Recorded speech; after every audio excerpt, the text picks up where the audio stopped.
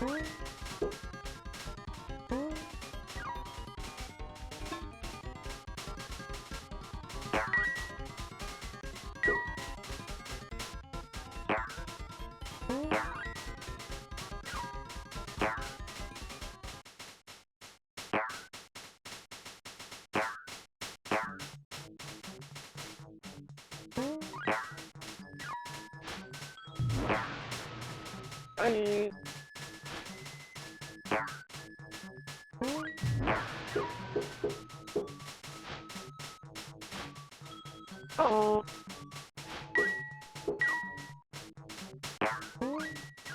아니.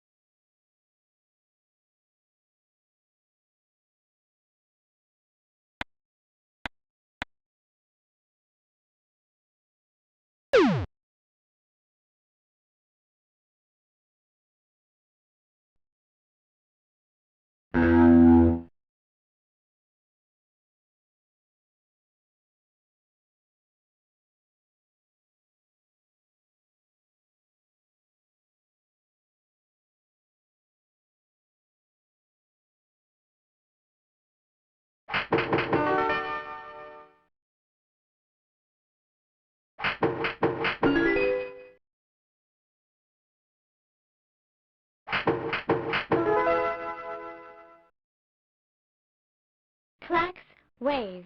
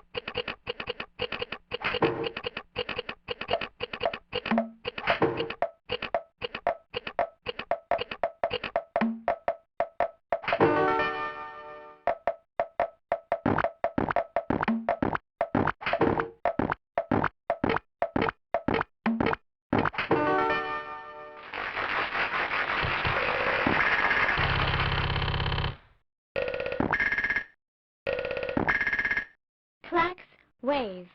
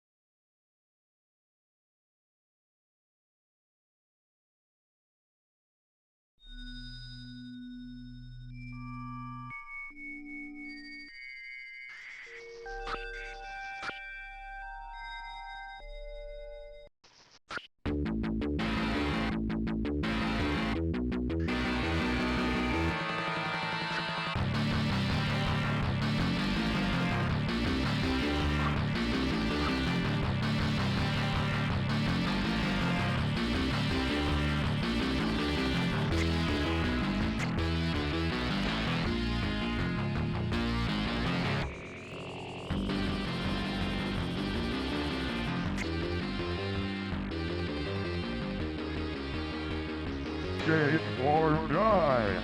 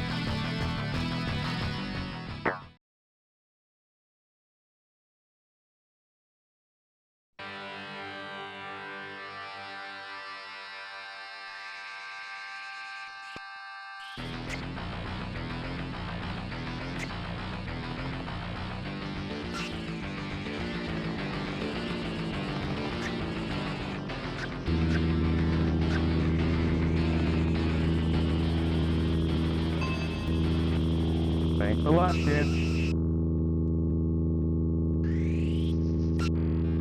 Get or you die.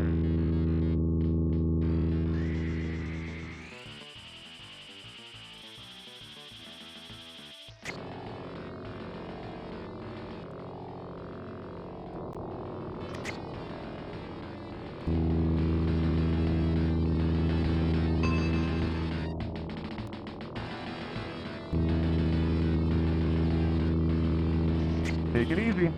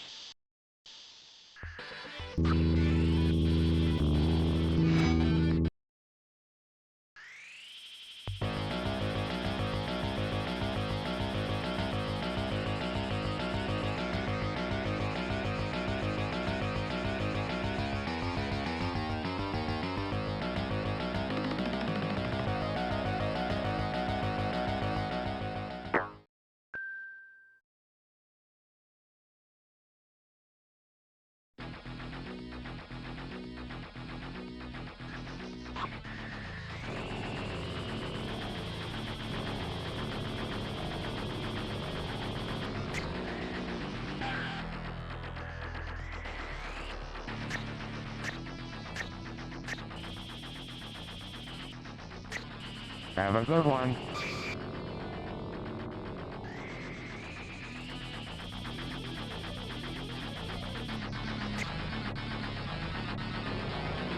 Get or die.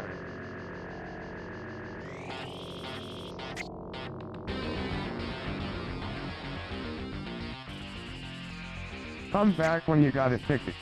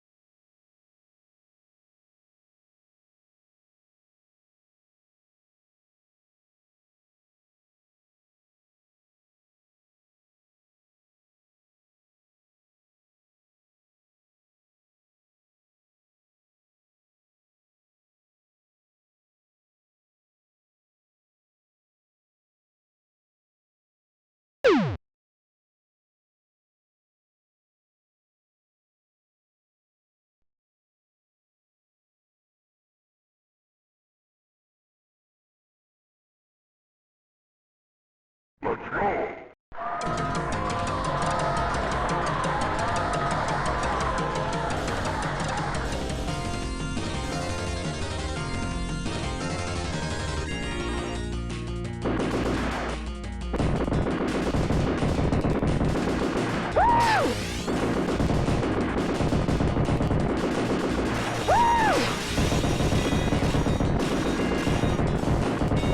Bingo! Bingo! Bingo!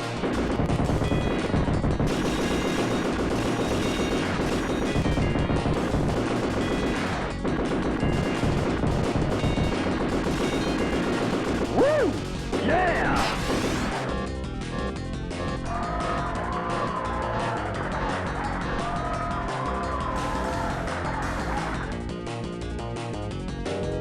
Good luck!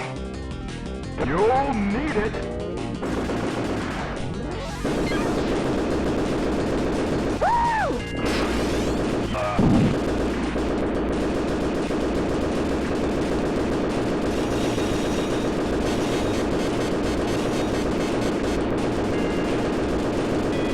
Yeah!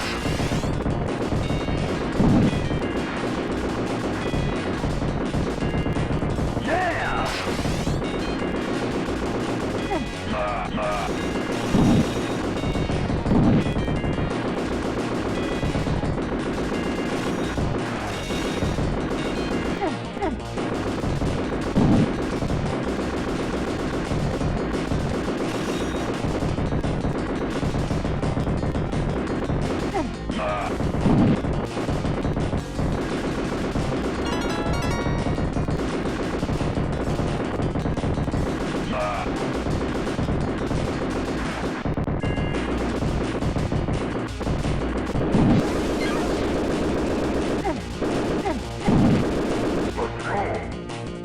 Yeah!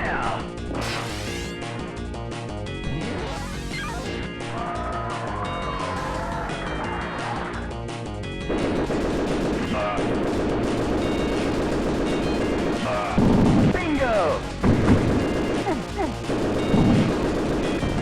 Yeah! Yeah!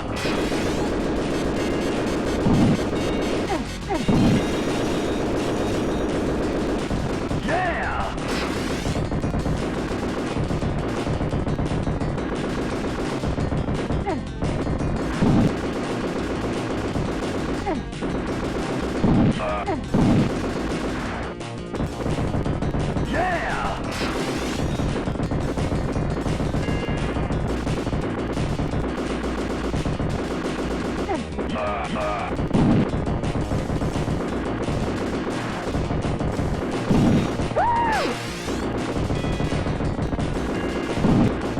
Woo!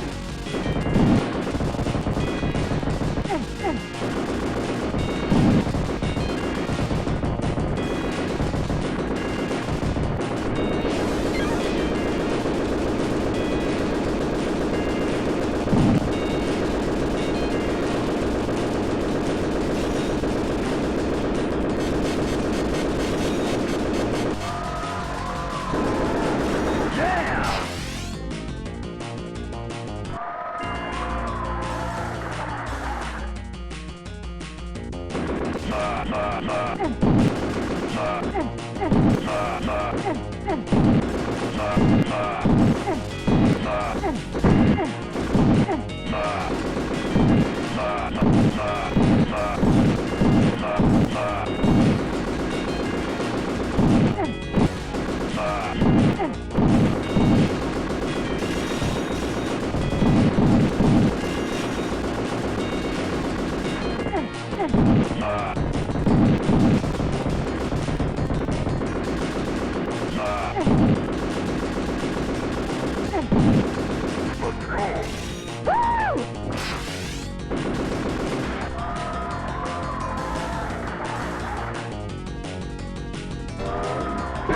Money! Big prizes! I love it!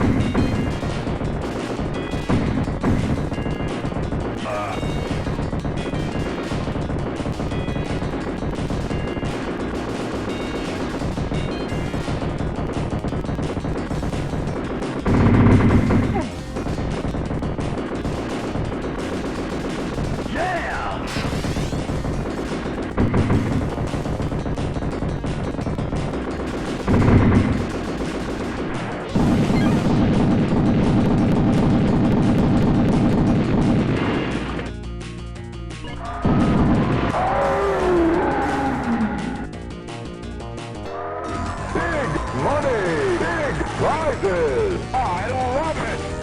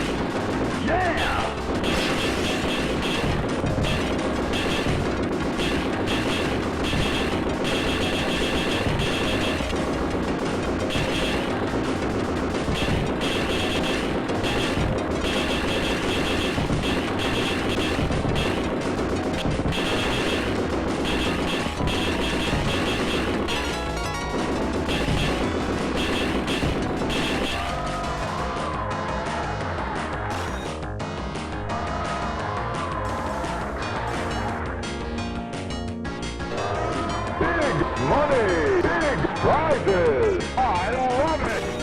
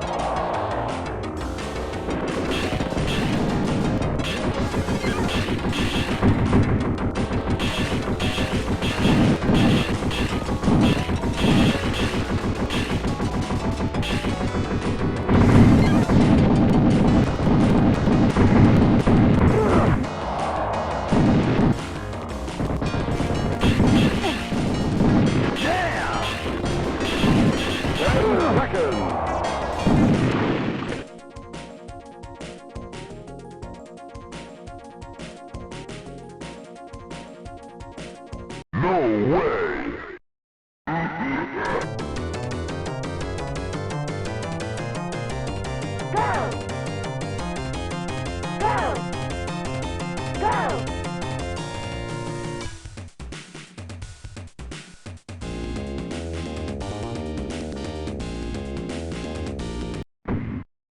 No way!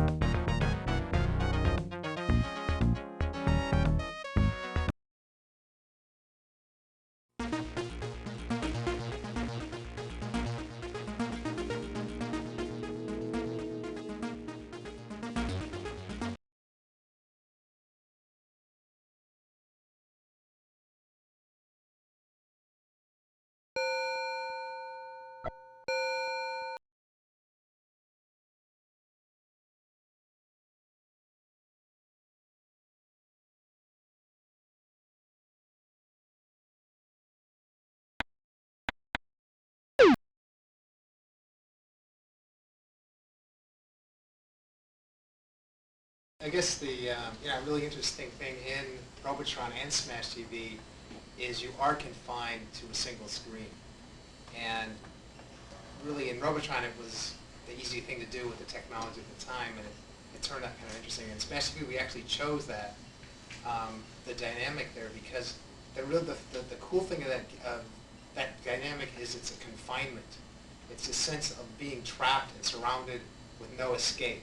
And that was kind of really the cool thing in Smash TV is you're sitting seeing there, your whole world. You see everything out there that you have to kill, and then they're just converging on you from all sides, and you just have this feeling of entrapment and this collapse upon you, and you have to somehow flee, work with the flow, somehow just blast your way through this mass and get out. And that dynamic, is really a lot of fun. And once if you opened it up and allowed the game to scroll in any direction, if you allowed, a bigger play field, then it becomes, you kind of lose that dynamic because you can always just keep running.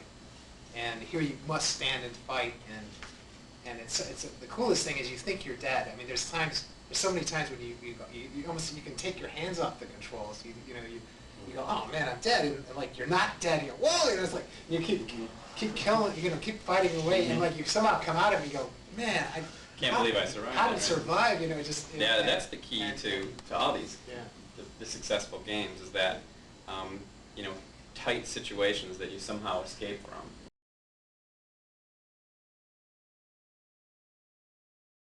Back in those days, if you'd finish a game, like the Atari VCS games, if you finished the game, well, you'd stop playing it. So, I think it's important to always put in some dramatic finale that's very difficult to attain.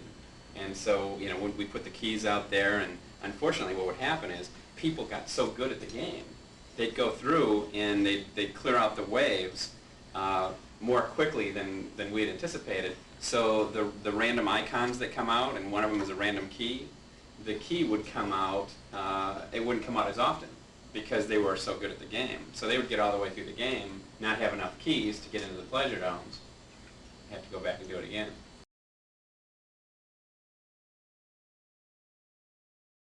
If you look at the Robotron and the Smash TV style of games, if you look at the amount of enemies that you deal with on a per second basis, how many kills per second, I don't think it's ever been exceeded or even come close to by any other game. Right. The amount of Carnage. action, The pure amount of carnage and action that you have to deal with, and it's amazing how you really have to have this mindset of, you kind of have this global strategy of, don't get too near the wall, don't get trapped in the corner.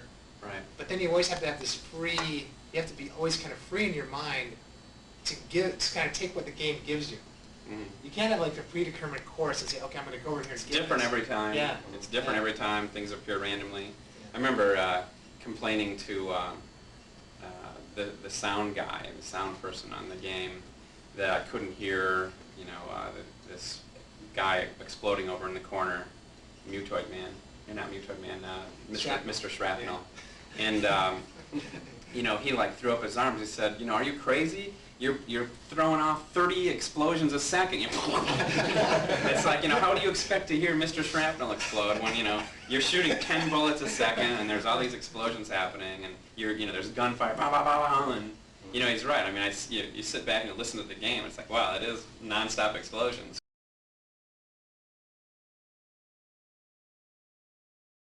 The first boss monster we did for Smash TV was Mutoid Man. And I remember, John just went into his office and, he came back the next day and he had these sketches of this guy in a tank and actually wanted the guy floating a little bit at first. Yeah. Wanted him kind of flying around, and I was fearful of, how I'd make a big thing float and fly around, so I said, well, what about tank tread, Right. And so that's kind of how we got into the business with Smash TV.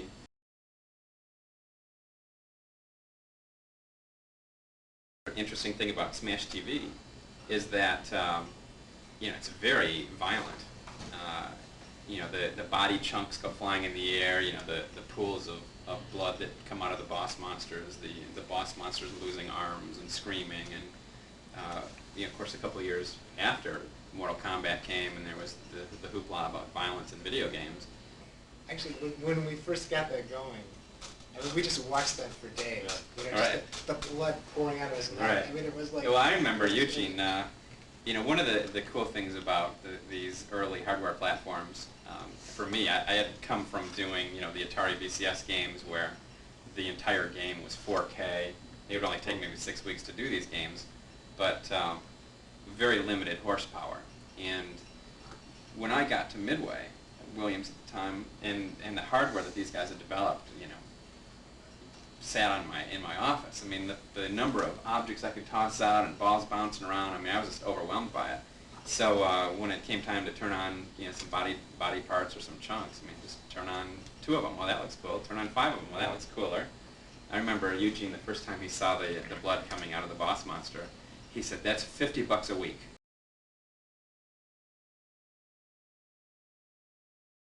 My favorite gratuitous piece of violence in Smash TV is the eyeball. Oh yeah. When you step on that landmine, this incredibly, I mean, it's a total 3D rotation, coming in your face, animation of an eyeball. Yeah, sometimes more than one. Yeah, sometimes more than one. And I mean, John, I still can't believe it, but John drew that by hand, pixel by pixel, from his head.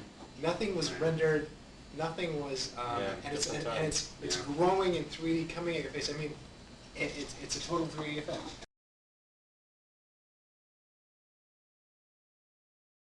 We're talking about doing a Smash TV sequel. I mean, John came up with the idea of, okay, this game show and, these people competing, and it really still applies to today's marketplace, which is competitive head-to-head activity, in some kind of a creative world. I would love to do another dual joystick game. I mean, that would be so cool. I mean, that's a great concept.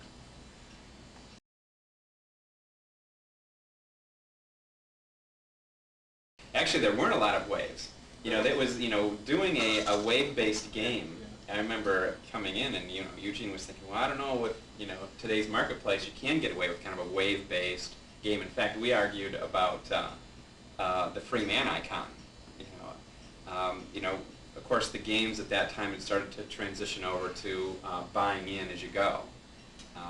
There had been some games prior that had, allowed buy-ins. Tempest, I think, maybe was the first game that allowed that. But so Eugene and I argued because he thought, wow, this, I don't know if you should give away a free man. I mean, we're buying in, let him continue, and let him go, and so we have ended up giving away free men based on score, and you could pick up the icon. But we were a little concerned about a wave-based game, and of course, boss monsters would come in, and that kind of brought it, into the current day. But yeah, it was. Yeah, I think by adapting it to a buy-in format, and there's always that chemistry between how far can you screw the player, how much can you give the player, and how much can you screw him, and you're trying to get money out of the player, and so that there's that conflict there, and Sure. I think so I think with the buy-in, and the other big thing was the boss monster format. So basically, taking your money, yeah.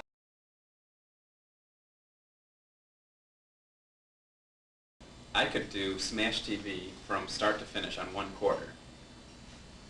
Which wasn't easy. I mean, to go through that game on just one start without any continues. I mean, you have to really be playing right, especially on the snakes. I mean, the snake boss monster was the last boss monster to go into the game, and I mean, it's difficult. I mean, you have to lob the bombs at the heads, and keep shooting them, and they're coming down, they're dropping stuff on you. So that's the toughest part of the game. But I don't know. Good play mechanics can live forever.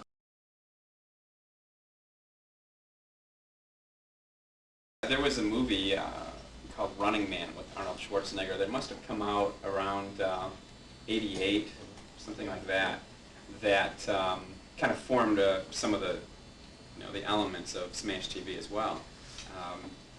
Of course, we had 2 people out there competing just amongst themselves. It wasn't like the movie where they're prisoners and it's a death match. Yeah, and we took it. I think we took it into the height of absurdity. You know, that was kind of the coolness of Smash TV was it took this you know, people are like dying and killing each other, you know, for like toasters. Right, you know, right. It's a futuristic game show. Yeah, I mean, in fact, that says the year is 1999, That's right. The number one rated TV show That's is right. Smash TV. That's right. Right. And it's like the game, you know, the game host and He was real campy. yeah, just kind of like he was kind of inspired by like some of the RoboCop stuff. Mm-hmm. You know, Yeah, it was kinda RoboCop like, was big then. You know, and just kind of it took this whole kind of satirical, comical edge on this whole thing. Right. That just, I'd buy that for $1. Yeah. You know, that kind of stuff, right?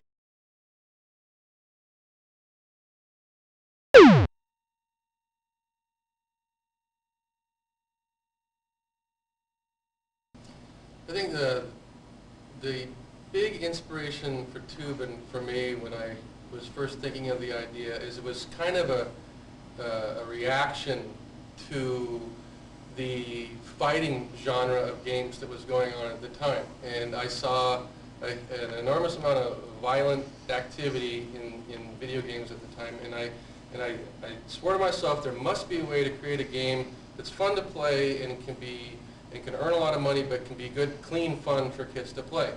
Well, I think it was a fun game, and a lot of people enjoyed it, but it still didn't have the appeal that the violent games had. It's just amazing. It's very difficult to come up with a concept that you would think that people would have fun playing in a sort of a strategic way, a kind of in a challenging way in terms of the control, to challenge yourself as a designer, to come up with innovative new environments and approaches, and still the kids are drawn toward these violent tendencies. Later on, I went to do Primal Rage, which was a big hit because it had a lot of blood in it. So you know, it's a reaction to kind of these violent games, and I thought that there was a way that we could make a game that would be good, clean fun for kids, and I think that Toobin was definitely a cult hit. There was a good, you know, strong, you know, following of the players that would always play it and loved it and would play it all the way through. But it didn't have the broad base appeal that some of the other games did.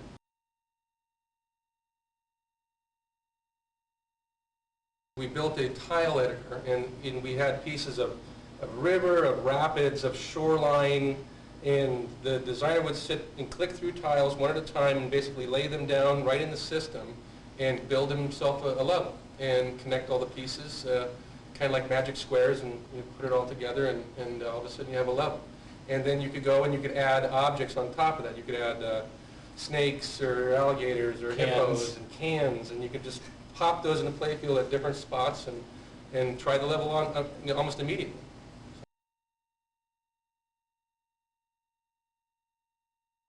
If you go through and you destroy each individual piece of brush or thorns that are out there in the water, eventually what will pop up is one of the letters of Toobin will come out and it will float around.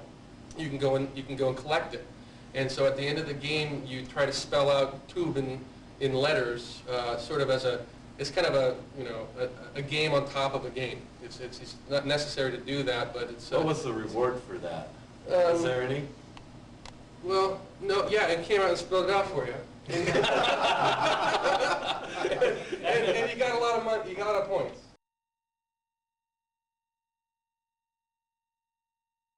If you go slow on Toobin, the gator would come out. And he was called the gator for a reason. It's because he was put in there to keep pushing you ahead. It was just, again, Toobin was a waiting game. And we found that what players would do is they would just sit there and wait for just the right period of time and then really try to get through the gate or to go past an obstacle.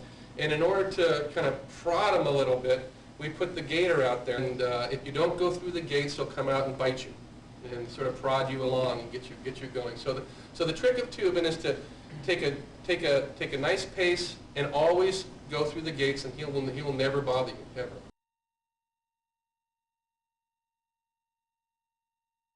One of the novel things about Toobin is we did have a pretty decent current map, and depending on the animation of the water would actually pull you down at different rates depending upon the graphic that we were displaying underneath the character at the time too. And I don't think that kind of thing had been done previously, especially not with water, at least. But there's always been this aspect that you have a game and you have a player and you have a play field and you have obstacles or enemies in the play field, but the play field itself doesn't really interact with you. It sort of sits there.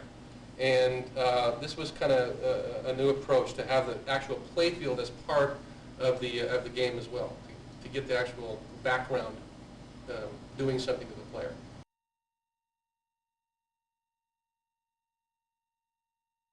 It was the incredible J11 chip.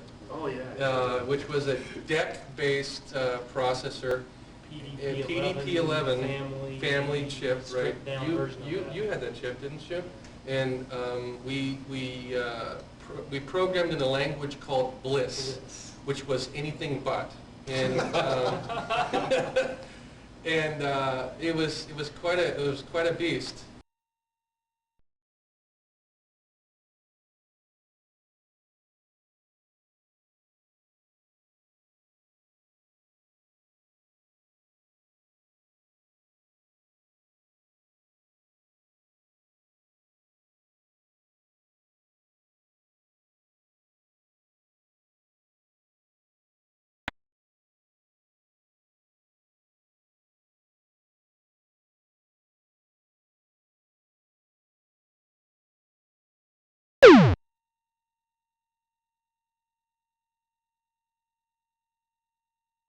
Klax was a game which management approached us, I don't know what, in late summer, and said we needed a product for the January show in England, and could we do a game in a few months?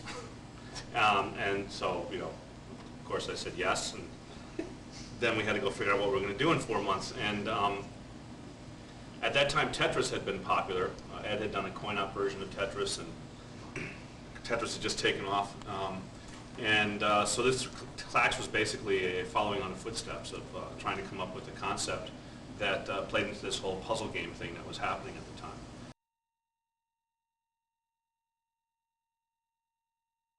I started drawing just on the paint system I had at work. I started drawing just little shapes of abstract pictures that looked like puzzle games, without any kind of restrictions on what they should do or anything. And after, I don't know what, a week or two of this. Right, he'd hang the ones that he liked, he'd print out and hang up on his wall. So we had all these things that looked like games, a lot of simple primary shapes and a lot of very colorful things, and that was the inspiration.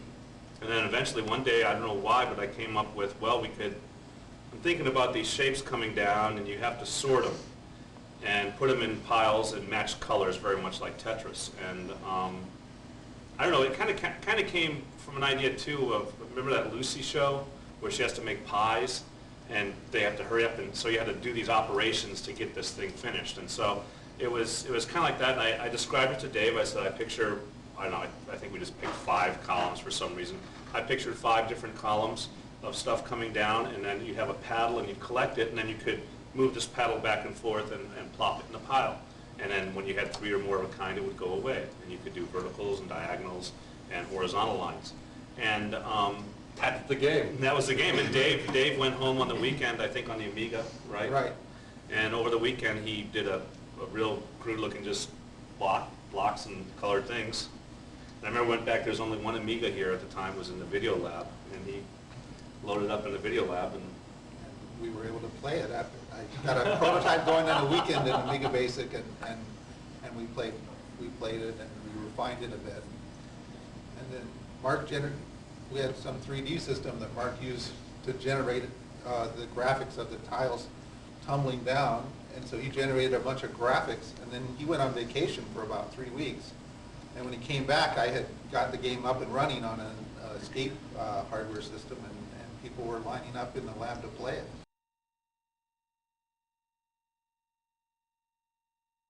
We were trying to minimize the hardware and have the least expensive hardware we could have. And the sound system at the time, we had an FM chip that did music, and we had a synthesizer chip that did digitize effects. And so we decided we could have just one of those chips to make an affordable system. So we went with the synthesizer chip. And so we could have all kinds of digital sound effects, but no music.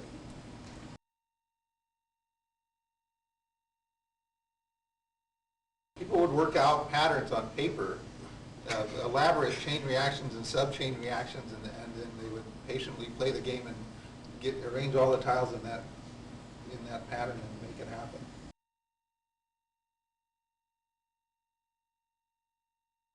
Mark wanted a golf type sound, you know, like the little like clapping and the sound of a golf crowd in there. So we kind of went around the halls and we got everybody we could, and we put them into the sound lab.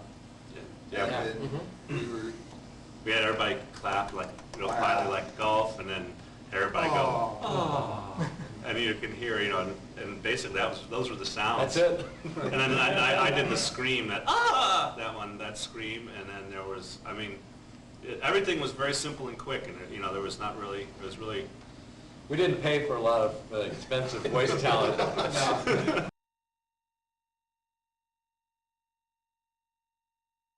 The name Klax came from the sound of the tiles. Click, clack. Clack. Yeah. Klax. Click, clack, click, clack, click, clack was the original idea for the sound of the tiles coming down, so we just shortened it from that. It was funny, when the game went to Japan, they were concerned at the time because the drug thing was just happening, and something called crack had just come out. And they were real confused when we sent them this game called Klax, because they were concerned that it was crack that we were saying. So that little interesting anecdote there, marketing problem they had. And so we had to make sure we definitely said, winners don't do drugs or something in there for the Japanese market. It was. Is this the same people that brought us Pokemon? Yes, Pokemon. There's cracks.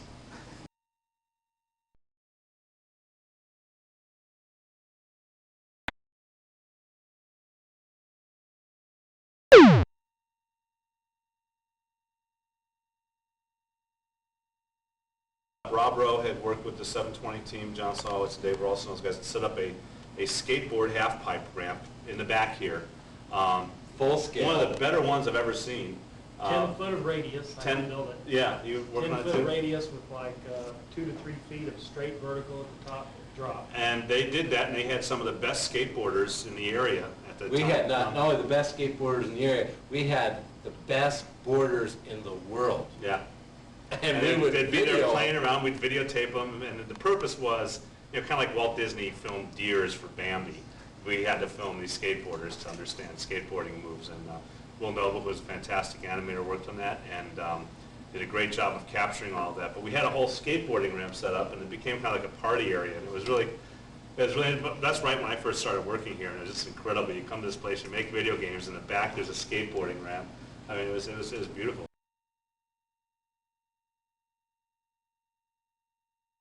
If you can imagine a joystick that revolved on a circular basis that wouldn't return upright, so It just- in a circle, which would enable you to do the 720. If you got your speed going right, hit a curve, you could flip in the air and do this, right?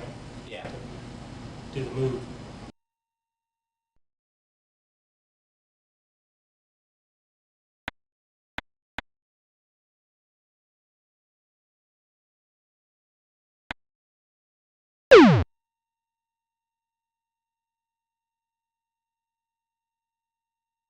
My contribution was this. I did 100% of the software.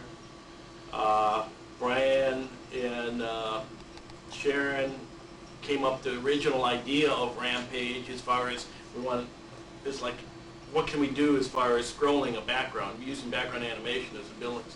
They came up with the original idea, and then we got together on stuff, and we went from a 2-player monster breaking up the world to 3. It was, a lot of it was to do with, we were going to make you the biggest, baddest character on the screen and have all the good guys being the little people that you were destroying. It was a game of letting you do the destruction. And you be the bad guy for a change. You be the bad guy and have fun at it. Rampage was inspired, oddly enough, not by the subject matter as much as it was by a limitation of the hardware. Valley sent us to a trade show. We got to see what was going on out in the industry, and some nifty things were happening out there. And one of the things myself and one of the other artists, Sharon Perry, centered on was look at all this background scrolling, background animation, because the video games, sprite-based games were, at that time, just a foreground sprite, what's called a sprite element, and then the background. And our games didn't have any background animation. So we went back and say, hey, can't we do this? And we were told, no, we can't do this.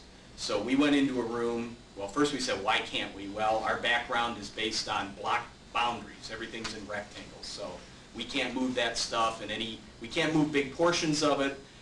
We only had a limited amount of art. So the limitations, we went into a room and said, okay, what could we do that is moving in rectangles? And in the same conversation, in 5 minutes, a building smashing into itself is moving a small area of the screen in a rectangular form, and that actually said, okay, then it's monsters. It's, you know, knocking down a city. This is going to be a riot.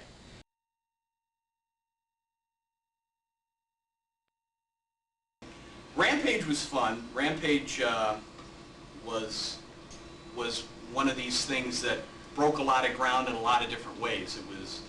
We managed to squeeze an extra player on the cabinet, and that let the game at the time earn the distinction of being the highest earning game ever. So they wanted to do, once it took off, they wanted, you know, a lot of the trade magazines wanted to do covers and stuff like that. So we actually built, we mocked up a scene wherein got a dollhouse and busted a wall out of it and put some furniture in there, and I made a little styrofoam head, and this was pushing through the wall, so it was the cover of a magazine. With this, because the rub with Rampage was you're destroying all these cities. There's 768 levels in the original game, and like 125 different cities. We actually, unbeknownst to management at the time, we sent out press releases to all the cities all over the world, telling them that their town was about to be destroyed by 3 giant creatures. And amazingly, over 50 papers around the world picked up on it. And I mean, front page articles telling them that, you know, you too can destroy Peoria for 25 cents. This was, the peripheral stuff is as much fun, for me anyway. The stuff like this makes the industry fun, makes it fresh, makes every game fresh.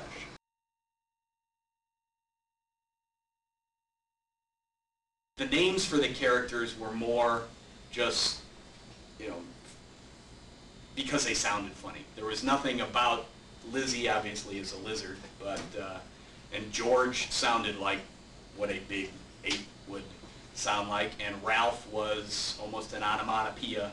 Is that right? Is it onomatopoeia? Anyway, George is almost an onomatopoeia for, you know, a dog or a wolf growling, so the names just sprung up in conversation. They seemed natural.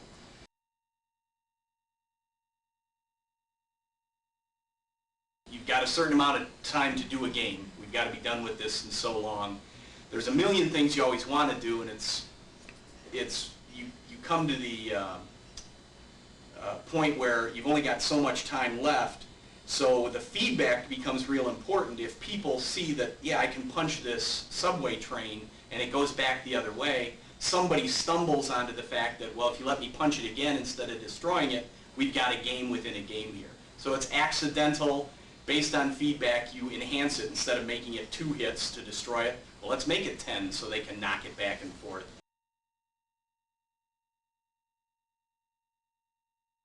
Once the monsters shrunk, obviously they weren't wearing clothes when they were monsters. They'd have to be nude down there. So I did a little nude picture of men and women covering their private parts, such as they were. And actually we had a fair amount of backlash over that. Here we've got something with that, you know, her hips are only 3 pixels wide, so I defy you to point anything out if you could find it, but we actually got some, you can't do that. These people, once they found out they were nude, there was a backlash, but it was more just, you know, talk. It didn't hurt us in any way.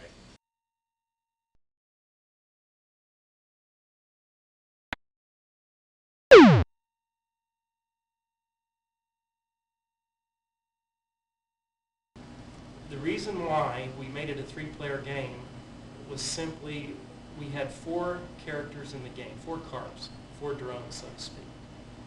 If one player played the game by himself, obviously that was a shoe-in. You could have 3 computer-controlled cars, and that's how you could control the pace of the race through those drones, as we call them.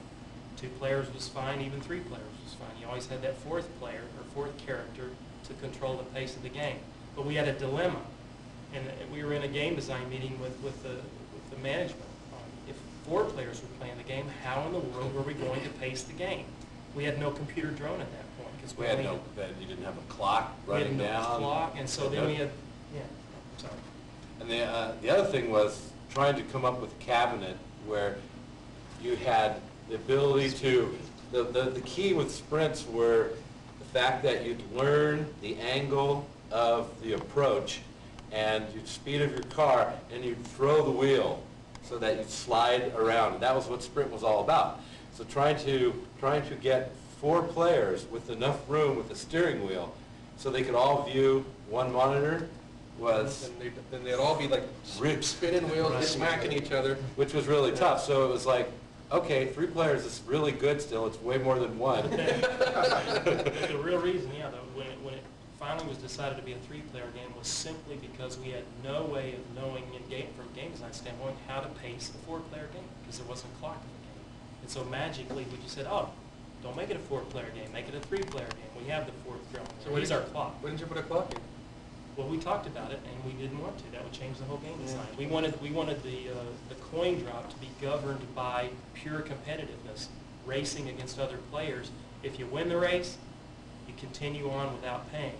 If you lose the race, you pay. And so that was, it just followed on the coattails of the success of Gauntlet, being multiplayer. A lot of discussion given to coin drop and how we can maximize that in the game.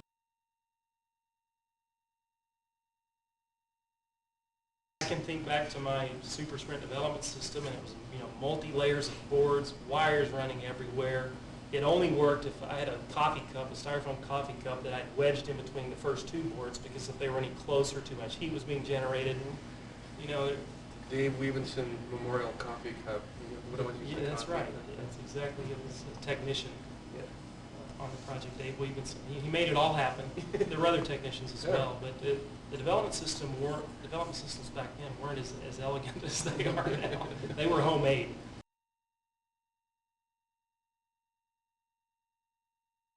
In Super Sprint, we tried to add a little bit of perspective to the tracks over and above what had been done previously on the top-down views, and that is some of the turns on the tracks were banked. We tried to represent that graphically, and we also represented that algorithmically in the driving algorithms, where if you went over a banked, curved portion of the track, you had more traction as was more you need on the straightaway. So we tried to give it a little bit of a 3D feel, but it was purely 2D. And it was, I guess, a couple of years there, it was the last of the 2D type.